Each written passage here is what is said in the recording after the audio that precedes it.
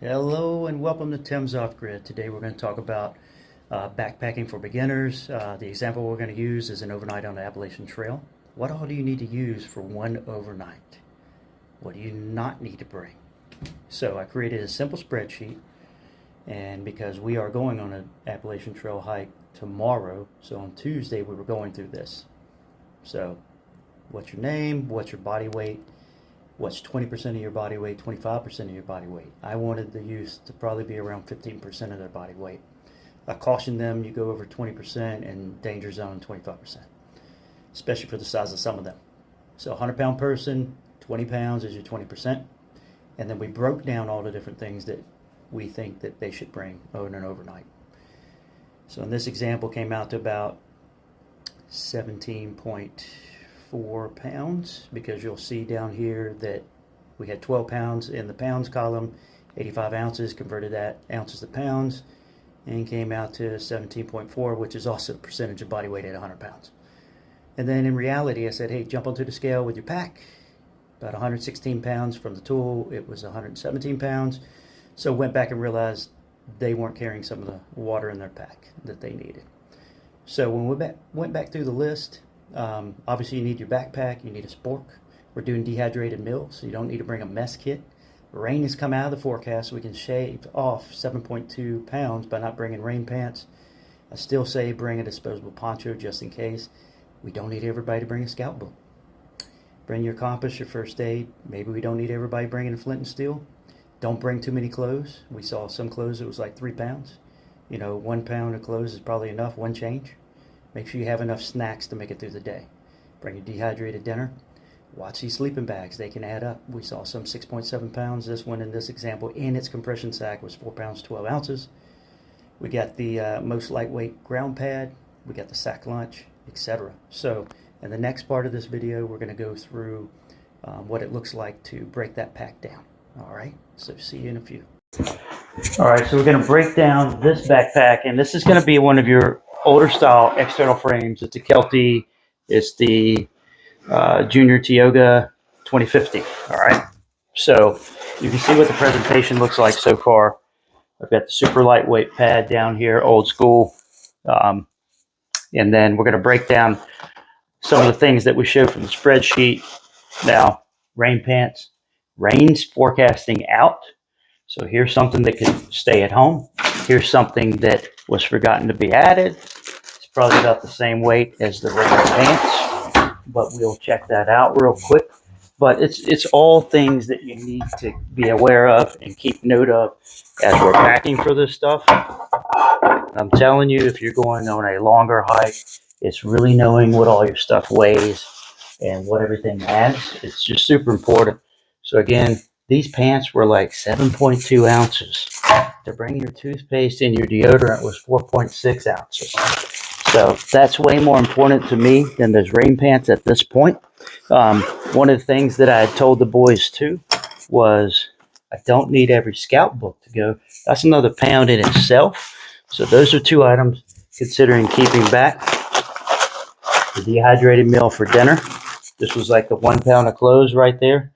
There it is, 1.2 ounces. Okay, snacks that are going to get you through the 7 miles there and the 7 miles back. And the snacks were only like 13 ounces. So you couldn't go wrong there.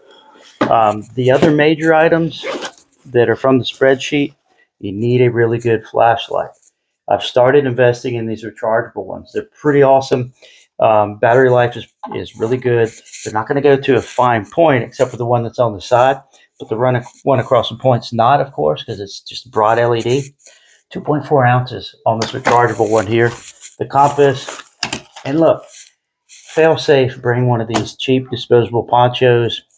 1.8 ounces, it's basically not even there. Now he's got his flint and steel in here, and this is the better flint and steel you'll see in a lot of the videos that we do. And this one is just, I can't say enough about that flint and steel. It adds up a little bit. It's 4.6 ounces for that flint and steel. But, the other thing I asked the boys, how many flint and steels do we really need? And how many fires are we really cooking? But it's more about what if we get in one of those situations. The lightweight knife, and a spork.